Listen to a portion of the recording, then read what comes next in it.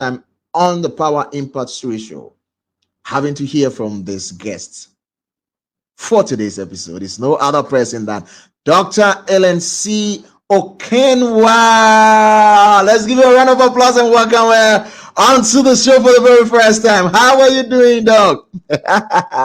Dr. Ellen, how are you doing? I am doing great, thank you. I've never had such a jubilish welcome in any of the interview I've ever had. I'm already happy just by being here. Thank you. Thank you so much. Thank you so much. Viewers, as you heard her, she says she's already happy for being on the Power Impact Series platform. And I guess you are also happy. So get to the chat area, let me know who is online, and let the conversations kick in rolling. So thank you so much, Nana Blessings. They say, welcome, bro. Welcome, Nana Blessing. We are ready for you. So get all that you want to put across ready because we are ready with Dr. Ellen. All right. Thank you so much, Dr. Ellen. I just read a little bit about you, but I always love it this way. The person or the guest is here herself. And then sometimes I would love to hear from the guest herself. So I did something. I tried to summarize everything about you. But you are here. I would like to hear from you. I mean, tell us a little bit about yourself, and then I will kickstart our conversation from there. Thank you. Okay. Hi, everybody.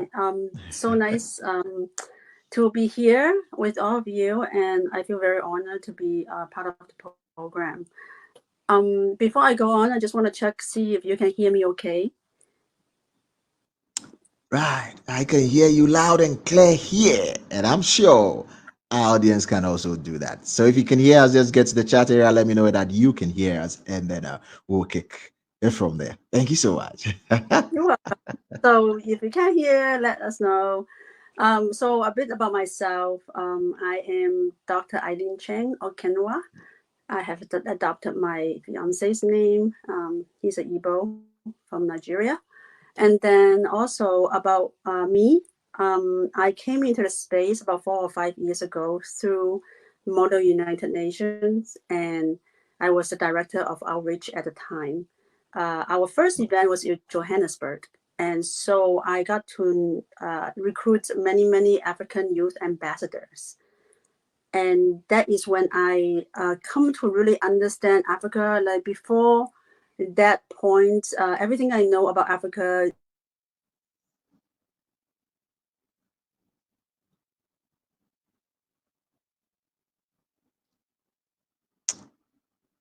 really Hello, Dr. Ellen. Can you hear me? I'm sorry, a phone Right. call just came in. Sorry about that. Right. Yes, I can hear you. I'm sorry, a call just came in. Right.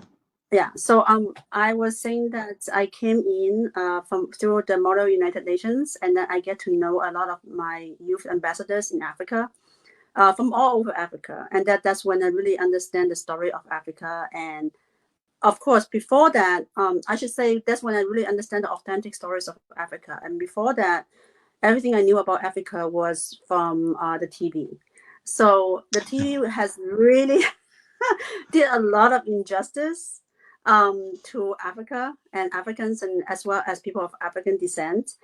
And Right. when I realized that, I still remember there was a conversation about a teacher in Zimbabwe working full time, 46 hours a week, and then 4 weeks a month, and they are making $50 a month. That's when I realized that there was something really wrong. And I don't, in the US, like teacher don't get paid really well, and the Right. teacher get paid about $2,500 a month, Okay. and that's considered as low wages. And so then I was like, something is really like not right here, because like you can justify whatever. Because later on when I stay on, and I heard a lot of different like excuses, explanation why Africa is the way economically it is. And I was like, no, that doesn't justify anything, because you can't explain away having this kind of like wage difference. You just can't. And so I think there's something really wrong. And then, because I'm very curious myself intellectually, I just dig deeper and deeper, and the more I dug, the more I was I feel like I need to do something. So then from there, Benjamin, I hope it's okay for me to kind of like take it like a storytelling format about my journey. Is it okay? Right. We will enjoy that. We will enjoy that. So let's go on. Okay. So then from there, I got introduced to an ambassador for the state of African diaspora. And some people were like, why do you need a state of African diaspora? Because we have Right. CEDAW from the African Union, that basically you take care of the sixth region. But we feel like as the diaspora, we feel like there are several continents from all over, the world. You have diaspora in the UK, you have them in the US, you have it in Jamaica, you have it in Caribbean, you have it in CARICOM, you have it in Australia. So, but the thing is, if you recall what happened on May 25, 2020, Africa Day. That Right. day was when uh, George Floyd, what Yeah. happened to him televised all over the world. Now, if you look at it and like, do you think that people know whether he's African American or he is an African, Nigerian or Tanzanian or Ghanaian, or people just know that he's a person of African descent. So for Right. me, looking at that, and then the fact that how he was murdered, his neck was under the knee of a police. I was shocked. I couldn't watch it the second time. And but then to me, that was the systemic oppression that's going on around the All world. right. And I felt like, Right. no matter, I always believe that you can try to join really big organization and eventually become somebody, powerful and rich and famous. But the best way to really make a difference is really starting from your neighbor. That Right. I learned that from my spiritual teacher. And so one person at a time, one community at a time, one day at a time. And that's really what I believe in. So no matter, even if I know, like, you look at me, it's like, you're not an African, but to me, it doesn't matter. It's like, I'm just trying to do something positive, right? That, like, Right. like, just, I always trying my best to prioritize Africa in everything I do. But there has a background to that, and I will tell you a little bit about that later. But then All I right. met somebody from the state of African diaspora, and it is when then I realized that in a situation like the George Floyd incidents, it's really hard, say, for a Ghanaian president go there and say, hey, you shouldn't treat my brother this way. That's not okay. Because there's a sovereignty issues. Is Right. the issues Right. about US. Another foreign country cannot come in here and tell them what to do.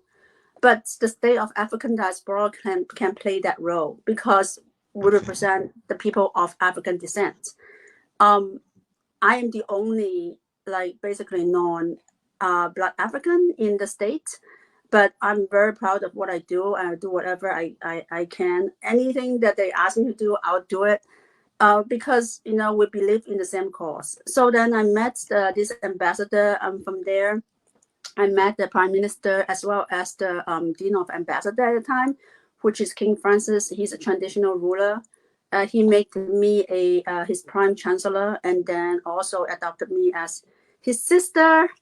And so I became very passionate about learning about African culture and traditions and just Right. the way of life, even language I'm learning. There's a lot of different languages I have to learn. So then from there, I got curious about, I told the prime minister, I said, I would like to learn about lawmaking because the state are making some laws, like, for example, some of the activity that they did was the prime minister went and talked to the French president Macron and say, we want our African artifacts back to Africa. So Right. it was where Right. he taught me. He's like, there's a difference. I said, some people was like, I'm not sure if Africa are ready to host those artifacts because it does take a lot of care to host that, like temperature control and things and so on and so forth. And he said it's not about repatriation of the ancient artifacts. It's about restitution. You need to be Oh, at least on the paper writing that this belonged to Africa. Why? right. For example, if you go to the British Museum, which I make a point of going there and see the African collection, and then they talk about you saw those Benin, Nigerian, Ghanaian ancient African artifacts. They're they're making money off of that, but Africans are not benefiting from any of that. So then, if you can put it on a piece of paper and say, this belongs to Africa. So if you're going to use the African ancient artifacts, you need to pay. You need to pay Africa for that, right? You can't just like pretend that that's your thing, right? So that and become a movement. The first, some of the ancient artifact was returned to Benin. Surprisingly, a lot of the African countries was not really into taking it back.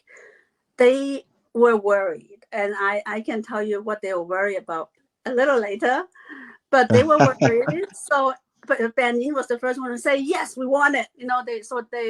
So we got some ancient artifact, and now it became a movement. It went from first from France, and then it went to Belgium, and then they were trying to pass a law in Belgium, and then they're trying to pass a law in UK and then USA. So it became kind of a movement, and that's something that's a state of African diaspora can do. It has less of they come together as a people and less of a conflict of interest, so to speak. And sometimes when we know that African Union, the budgets are about 70% are supported by the European Union. So sometimes it's a little tricky, when you want to say, hey, can I have my things back? They were like, you know what? You're getting paid. So, so yeah. I tend to say things that I know that I feel like it's my responsibility to say something because I can. And I know a lot of African brothers and sisters, they can't, there's something that they just can't say. So I say it. So so that's my journey with the state of African diaspora. But then the ambassador invited me to found the African Youth Diaspora Organization, and from there we started a lot of different programs, and I also help a lot of different youth NGO to I cannot treat them as a startup. I always tell them that when you do NGO, you can't just treat them like a nonprofit. You have to have a business model and revenue generating model, even if you're NGO, even if you're nonprofit, because the grants and the aid and the donation may not always be there. Like right now, the economy is really bad. And so you need to have something to bring to the table, which I think Africa has a lot. They brought a lot to the table, but I feel like we need to ask. We need to really ask for our fair share. Why do I say that? Seriously, the global north, they can make a cow dung smells like flour, and that's something that we need to do. You know what I'm trying to say? It's like I get you. And that's why I was really into we need to rebranding Africa, making sure that Africa, just like the royalty, the British royalty. You know how much the brand value of British royalty is? Think about King Charles, Queen Victoria II, William, Catherine. The whole collection of that is worth $100 billion. Mm-hmm. Okay, and that is the power of branding. And then we need to do the same for Africa. Now, for Africa, it's a little tricky because there's a lot of disinformation and misinformation about Africa already. So the good thing is now we have technology. Benjamin and I was just talking about technology, right? So the good thing is we have technology. So technology is a very powerful tool. And that's what the Global West are really good at doing. They make Hollywood sound awesome. They make the Silicon Valley sounds awesome. They make everything sounds awesome, right? And why can't we do the same thing? We can do the same thing for everything Africa. African is so rich in its culture, its artistic, achievement. It is it's just so much. I mean, I've met so many smart youths in Africa. It is amazing. And I can tell you, when I walk around the US, right, and I probably have to talk to 300 people to just find one NGO founder. But here, when I get into the space, I was like, almost every African youth that I met is an NGO founder, and not just one, maybe two, maybe three, and then on the side they have businesses, right? And I was like, and then I found out, I was like, so how many? I still remember the first time I asked that question. How many languages do you speak? I said, I speak English, French, and then 3 dialects. And I was like, 5 languages? And everybody is like that in Africa. I was like, and then of course in South Africa you have like 11 official languages, and you gotta know a little bit of everything. I'm just Everything. thoroughly impressed. Like in the West, we believe that if you can speak a second language, it makes your IQ like really high, right? I mean, imagine Yeah, you can speak yeah. 5 languages, like Five language. Yeah. you're a genius. Like you have a whole continent of genius, and then you And never talk about it. then we've got a lot of geniuses in Africa because you have someone speaking more than 9 languages at the time. Are you serious? And how many do you speak, Benjamin? Okay, I can speak four. Okay, that's amazing. I can barely, like I would say speak 2 or 3, and I'm still learning some, right? So Right, especially right, I'm right. learning Swahili, I'm learning Yoruba, I'm learning Igbo, and I would like to learn Zulu maybe, but Okay. that's a long way to go. Yeah, so I but what bothers me a lot is I still remember one of the NGO were putting together a constitution, and then I was like, okay, let's have some official language there. And I remember the person I was working with at the time, the president, he's from Cameroon. So he's like, okay, we're going to make French and English our official language. And I was like, oh, wait, I'm sorry, what? Like, where is, I was confused. I was like, how about Swahili? And then he's like, oh, okay, Mhm. But Okay. that was when I started to realize that there was something, because there's a lot of culture in language, and then when you don't focus on the language, you lose a big part of the culture. And that's another thing. Then later on, I was like, okay, I start asking the question, what does it mean to be an African? Because I saw like there's so much influence, like Western influence, and then later on, I actually was shocked. I just found out like maybe a couple of months ago, people told me that, oh, we learned European history in elementary school, and then we learned African history like in senior, like high school later. And I was like, wait, oh, can you just tell me again? Like that's not possible. Like you're independent, right? So why would you be learning? I can understand because I grew up as a colonial subject. Um, Right, I was a British colonial subject. I remember right. learning English, and I remember being punished for speaking my native You're language, speaking. and I remember not knowing anything about how my place became a colony. Like I was never taught, but yet I know about Western history. I know about Helen and Troy. I know about the assembly line, and it's just things like that. I was just like, that's interesting. Like how do I like how is the Africa still in this circumstances that is an Right, infrastructure that's built and is inherited from the colonial time. It right. didn't make sense to me, right? So then I was like, okay, well, you know what, we need to just. So then I started asking question, what does it mean to be an African? What is an African identity? So I kept asking different questions. um so that's yet to be answered. I would like somebody to answer me that question actually at some point. Maybe you're the right person because you spoke to so many people. Benjamin, you want to enlighten me a little bit? What does it mean to you to be an African?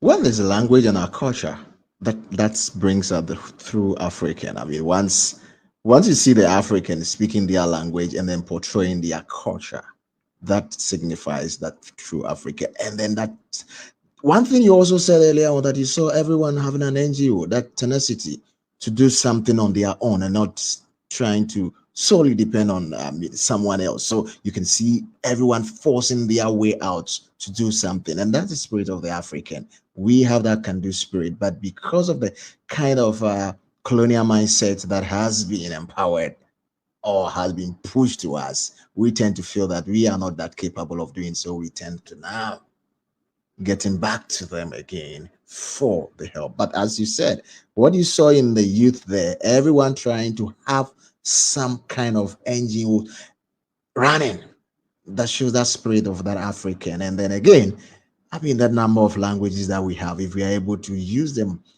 positively, that's going to become a tool with which we can use to bring that liberation for the Africans. So that's a little bit there for you. Well, thank you so much. That really helped me to understand your perspective. Right, I want to add to that. Actually, I want to add that we're born two spirits into that. right, The reason I said that is because I've never been in a continent. I travel about 30 countries. Not a lot, but enough.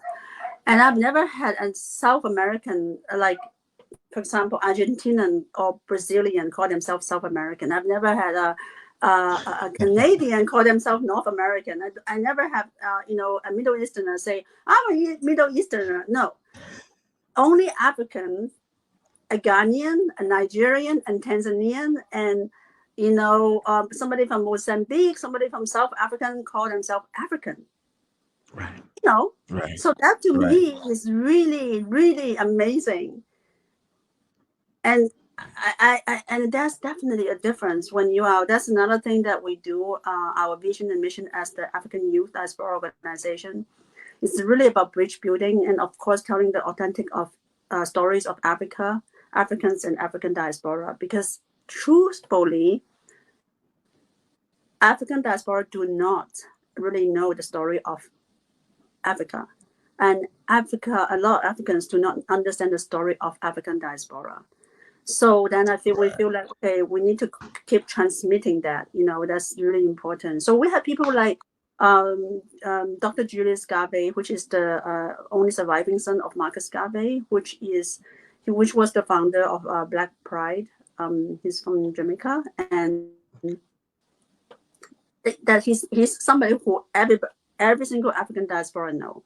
But when you ask somebody from Africa, they wouldn't really know who he is and things like that. So those are, really important stories to tell, right? right, I right, want to talk a little bit about nation building, and then, pertaining to the topic we have today. But I felt like right. I've talked a lot, so maybe I'll yield the mic back to Benji. All right, thank you so much. Your lady says after you have actually given us a lot of things to now digest, and now we're going to break things that you said, because this is just driving us to the topic that we're having today. You've actually blown the topic out for us. But before I go on, let me just give some shout outs, and let me just read some comments that have come in so far. So I have Nana Kwame Witty says, African Citizen Speakers Network for life. Thank you so much, Nana Kwame. And then Kwame from all the way Cote d'Ivoire, Ivory Coast, he says nice. And he said, I mean, he got a bit emotional when you were talking about the George Floyd story. It's a very sad story. Yes, we all heard it and then we saw it. And then Bob Biden, all the way from Ghana, he says, nice, loving the practical storyline. So you see, the storytelling, cut it. Tickets there. We love it. We love it breaking through. So keep your comments coming. Keep it coming. Share the link. Let others also join, and then we go. So our topic for today, which Dr. Ellen has actually started it all, which I want to break it into some bits. I mean, she has just taken it over. She's just taken us to the bird's eye view of looking at linking youth empowerment to community economic development. Now, in your submission or in your storyline, you made mention of seeing Africans owning not one, not two, three, some even owning about four NGOs. Now, with all these NGOs that they own and that you've seen, that you've gotten interacted with, what is their challenge? What makes these NGOs not to be able to actually bring forth their idea behind putting that or forming that NGO? I mean, you said that they just kind of depending on grants and then funds, and now all economies are having some kind of shake-up, so it's going to be a little challenge. So, is it that we just focus on just the philanthropic aspect, and then we're trying to do it all by ourselves, that let's just go and then help this community and that's all, but we're not thinking of its sustainability? What are some of the challenges you see from these young people in respect to their formed NGOs and the rest? Can I be honest? It's about trust. Okay, It's about okay, trust. I see so many NGOs doing the same thing, but they seem to have difficulty coming together and not reinventing the wheels. Um, I think that the colonial history has really in some way, they did a lot of divide and conquer. So then, even among different ethnicity, there's a lot of infightings. And then I think that may be part of the cause of it, but I definitely feel like there was a trust issues for to prevent people coming together and working together. And I'm not saying that people don't come together and work together, but I feel like there has to be a dialogue about how to work together. And also, I've seen some selfishness in some of the organization that's a lot of youth have talked about corruption, the problems of corruptions. And the thing about corruption is if you can't change it, you gotta just do it in other ways. And that's why I said from the ground up, just imagine that you do what you need to do for your community at that level, and then you Right. make it happen, you make it successful, and then you scale it, you duplicate that, you scale it, then eventually it becomes a force that impossible to ignore. You create a critical mass, a tipping point where even the government has to listen to you. But to make that happen, to scale, you have to learn how to work together. And also another thing is about vision. I belong to many different circles, and I noticed that there was a lot of complaint about the past, but there's not a lot of conversation about the future. What do we do to change that? And it's difficult because if you have an educational system only taught you first about the foreign system, and then really didn't how do I say it, emphasize on the native way of doing things, that is a little bit difficult. That's kind of like, how do you be creative if you don't have the frame of reference, right? So then you have that's when you really have to go back to yourself and say, who am I as an African? The company culture that I'm creating for my company, for my NGO, is it rooted in African values? Then you don't just like copycat another Western company that looks successful, but it actually has nothing really to do with anybody who's, you know, born and raised in Africa. So then, so I'm gonna go back and say, what is that is stopping? Yes, funding is an issue, but when you think about that, right? People will do anything, buy an iPhone. It's so expensive. It's just a phone. So what makes the phone so valuable to everybody, right? So that I want to give you and I noticed that every single British colony in the world has something similar. Then I eventually Okay. went to London. I was walking around London. I was like, oh my God, this is just like where I grew up. So what they did is they had a successful system that have organized knowledge, and then they make it into a successful system, and then they duplicate with successful colonialists. And Right. I'm not saying that's a good thing, but I'm just saying that we can learn from it. We can learn to be systematic about development, about building, about, okay, so let us have, we have all this knowledge, but we need to Right. organize in a way that we can actually implement that. Right. We implement that, we make it into, and policy making is a very important part of it. When I say social infrastructure, you need to have a policy, laws and regulation to structure that, to have standard that everybody can adhere to, and to have enough communication so everybody is on the same page. And then, Right. a framework where everybody can follow the skeleton of the law. And then you can build on it. Then you can build the systems on it. And if that's the case, then you would have an institution say, well, we have all these NGOs, and how can we fund them? Because we get a lot of funding. If you're a nonprofit in the US, you get a lot of funding as a nonprofit in the US. You have a website to go to, and there's like thousands of grants there you can apply, and there's a lot of process to do that. And of course you can do the same thing with UN as well. But I really don't believe that you need to be we need to so much rely on a non-profit setting. I believe that whenever just really focus on building a business model and a revenue model in everything you do, you will be able to bring value to the table and to bring solutions to the people who need the solutions, and then monetize it. And that is something we need to learn to ask for what we are worth. Right, right, right. Needing to put structures in place so that we can monetize the services that we give from the non-profit organizations that we form. Right. Thank you so much. So back to our question for the day.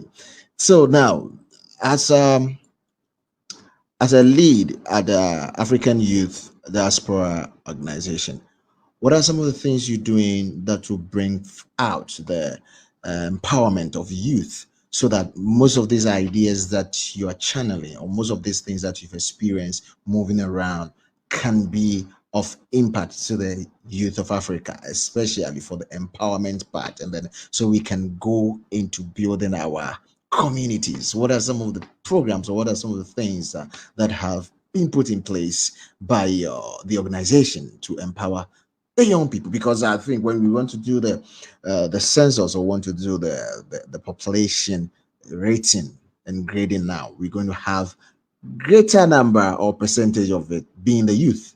So what are some of the empowerment structures that are being put in place to help with all this numbers that we have in Africa? That's a really good question. Thank you. People look at me and they were like, "Oh my God, you have so much going on. Like, what are you doing? Like it's like you're confusing me." And I was like, if you are a nation builder, let's just say that you're the president of the United States, right, or Right, Ghana, are right. you going to just like work on one project at a time? No, you can't. Right? You have to work on. So then I'm a very solution oriented person, and I was like, what do we need to make sure that that we can empower the teacher? What do we need so that the youth has 3 meals on the table?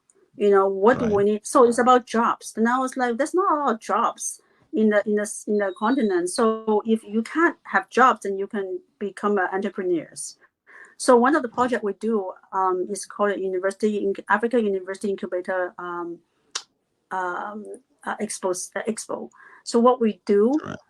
is we put an incubator in every African university that we work with, and we also work with the Pan African. We plan to work with the Pan African University because the chair of our advisory board, she's from the AU. She's a commissioner from the AU. We work with and we work with different universities and trying to put innovation. The innovation has a lot of a benefit to that. One is when you are innovator and you create let's just say an app, a solution, or Right. a technology, you don't have to wait till a foreign investor come in and give you the money and buy you out, and then the money that they earn from your technology or solution will go outside of Africa. So Oh, definitely Africa need that. And so when we do that, we're able to create more entrepreneurs, and we're going to create more jobs from the business enterprises they are doing. You can get more research and development money. You can even get money and royalty from patents, intellectual property right. Um, that's one thing we do. And then we also have in terms of empowerment. And then we also have the diaspora exchange where we have we have guests over from the diaspora as well as Africa to talk about. It's just really telling each other what is it like to be an African diaspora and what is it like to be an African, just so that we can bridge build that way. And then eventually, one thing that we are also doing is called a lens of Africa. We're trying to tell the authentic stories of Africa, and within that we have different ways of telling stories and podcasts as well as magazines, and then diaspora exchange is one of them. We partner with the CEO of Inside Nollywood and a few other people in the entertainment industry, both in the diaspora and in Africa. Like I said before, you can really help rebrand, bring up the value. Just think about this, right? You can go to buy a bottle of wine in France that's going to Right. cost you $20 US dollars because it's France, or $50 US dollars. The least expensive is like $20, right? Right. But then, the same thing, say if you get a bottle of wine, say from China, you probably can get it for like $5, right? So then it's the Sure. brand. You're talking about the brand. Why? Because France are famous for their perfume and their the wine, right? And Right. True. so it's that's it. So that's what do you need to do to make the Africa brand, like glorious.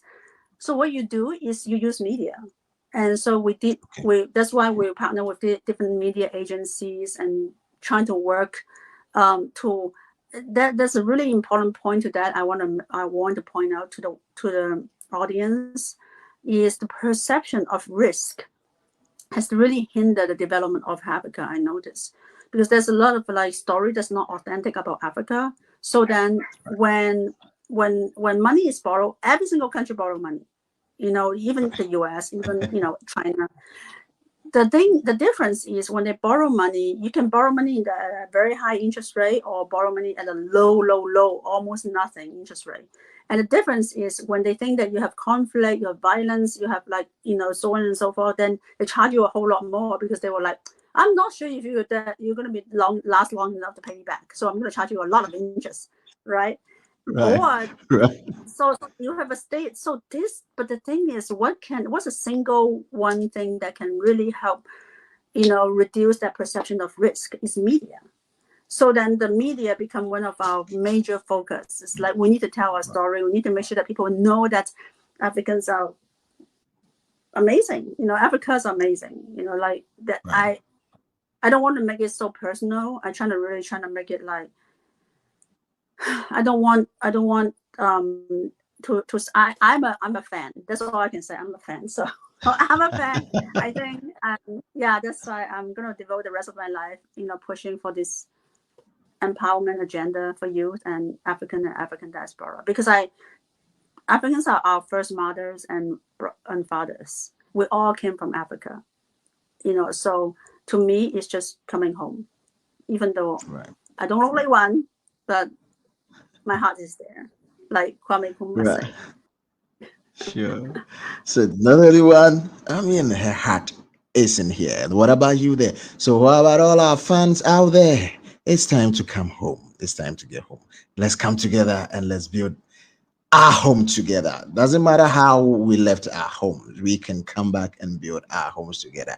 And that is what the African Youth Diaspora Organization is doing, bringing all those in the diaspora and back home. Let's come home and let's come and do what we need to do to build our home again. Yes, every country borrows, everyone that borrows. So those that borrowed our people, it's time to release our people back to us. We have to come back home and we need to do our building ourselves. Okay, thank you so much. It's been a wonderful time. If you just joining, you are welcome to the Power Impact Series show, where today we are having Dr. Ellen here talking to us on a lot of stuff that she has just bottled it all up as an African and as a fan of Africa. And that is what I love so much about all her submissions. I feel the passion in there. I feel the passion in the flowing, and I feel it in all her vibes. And we are so grateful to have her here because we're just looking at linking the youth empowerment to community economics and then also to how to actually bring it all to moving the African continent up from the ground to the top. And that is all we're doing here. And then she shared with us wonderful nuggets. Yeah, so all our audience that are online with us, hey, just get your hashtag ready. And Dr. Ellen, this is what we do here. At every end of every episode, we come up with a hashtag which carries us through a week. So audience, get your hashtags ready. I'm also gleaning a lot to put a hashtag together. So you to get your hashtag ready and let's see. We're going to push it up and see, and we compare if all our hashtag matches with what we're discussing today. All right. So for all so in all your efforts or all the works that you're doing, All when right. you meet when you meet people with African descendants, outside of Africa, and in your normal deliberations, what is the feeling like? Are they willing to get back home and then come in and also help with the knowledge they've acquired was, I mean, they were out of Africa? Do you feel that kind of enthusiasm? Do you feel that kind of passion that we want to come back home, we want to go back and also go and support and build and help move the continent from ground to top? Do you get that kind of vibe from the people you interact with?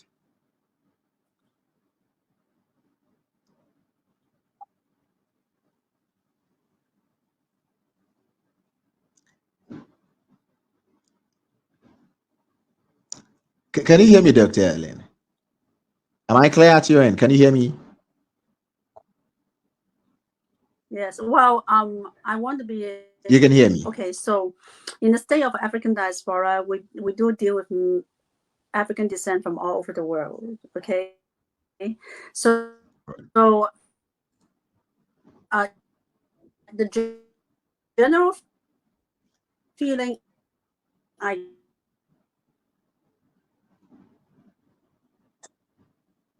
you. Oh. Yes. All right, right. Yes. Let's. I think the link was breaking a I bit, can so hear we weren't you. hearing you. All right. Let's Yes. go on. Sure. Is it okay? Can you hear me okay? I can hear you. I can hear you clear here. Can you hear me okay? Yes, I can hear you. I can hear you. Okay. You're okay. Can you I hear can me hear you. okay? Yes.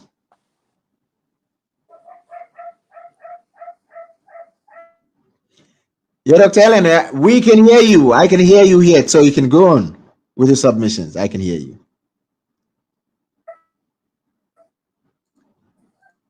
All right, so it is as if we losing Dr. Ellen. But then let's just go for a second commercial break. Once we back, we sure our link will be back again. So don't go anywhere. Stick around. Let's speak a second commercial break. Okay, I'm sorry. So, Need a in spark to general, kickstart your innovation? okay, Looking for the thoughts and state of talks to African get things diaspora, moving? Wondering how to navigate a future full of change and uncertainty? With the eye-opening stories of digital disruption, extreme customer centricity, organizational innovation, and global shift, our collective of speakers, MCs, and moderators will shift your perspective. Meet our speakers. For booking and interviews, contact us on 0246 054092 or send us a mail info.abscessnet@gmail.com. You can also follow us on all social media channels at AbscessNet Global, African Seasoned Speakers Network, influencing the next generation of Africans.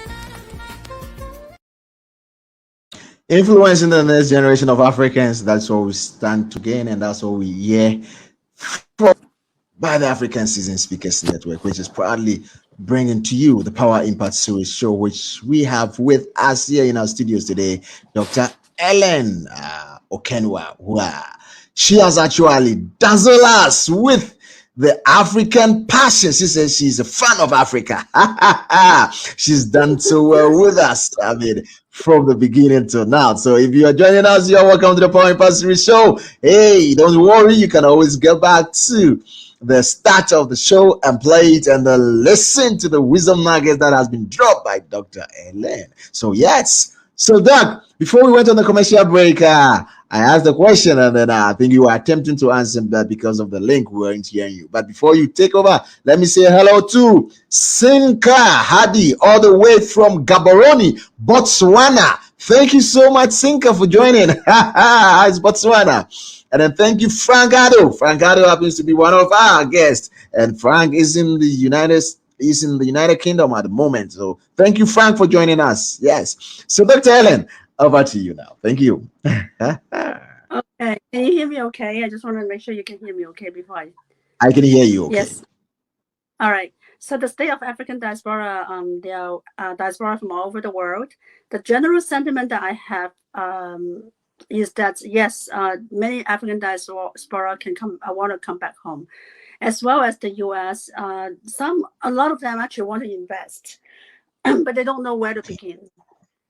But one of the most major obstacle for them to come back is permanent residency. They don't seem to be a lot of framework that's created for diaspora who want to come back home and call Africa home. And then also, I feel like education is needed, because most of the problem about immigration is not so much about immigration, it's about integration. So we really need to have emphasize on, when you come back home, please make sure that you don't. For example, Ghana is having an issue right now in terms of real estate prices. There's so much investment money coming to buy up the Ghanaian real estate. It is actually gentrifying the community. It becomes very expensive for even the Ghanaian themselves to purchase property. And I've seen this all over the world happening again, and again. So I ask people to really pay attention, trying to create when you come back home, trying to create an environment where is you can sustain. It's sustainable for the people who's born and raised there, and that's very important. Another thing is, when you do come home, please learn the local language, become part of it, instead of being a gated community and you just sing. So basically you're somebody special and you don't really interact with the community. You don't really be part of the community. You don't really be part of the empowerment process. Then there's, so I feel like that there need to be education, and that's not just about African diaspora back to Africa. It's also about anywhere you go. So but this is important. I think that's an important topic to talk about. But the government could really help by setting up. And that's another thing that we're working on, is called integrative centers for Africans and diaspora. Our first centers was in Tanzania, and then we're working on the US one right now. And it's really about making sure that there's a place where people can go and learn the language. And just something as simple as, it's very confusing for the diaspora to come home and say, where should I buy a car? Where should I enroll my children for schools? Where should I register? How do I get a visa? Or which hospital should I go to? Is there any health care? What do we need to do for healthcare accessibility? Those are questions that are very important, but they don't know where to go, and then they just get the run around a lot. But if you know the right people and there's a system that can help them, then it's a lot easier. And then also it helps the economic development of the community as well, for those diaspora that's coming back home. Yeah. Right. Putting in all the structures. So let's get all the diasporans coming home to feel okay and comfortable at home. So, hey, we're putting all this together by the kind courtesy of from African Youth Diaspora Organization and the other rest of the organization, putting all these structures in, so your coming home is assured and your comfort will be assured as well. So don't hesitate. Come home. Let's all put our hands to it. Let's build our whole continent. Let's build our whole nations once again. So, it is buzzing here in the comments section. I'm just loving the way the people are also giving you all the encouragement on all the nice words and all the the emojis all to you, Dr. Ellen. Thank you so much. Thank you so much. It's been a wonderful time. It has been a wonderful evening.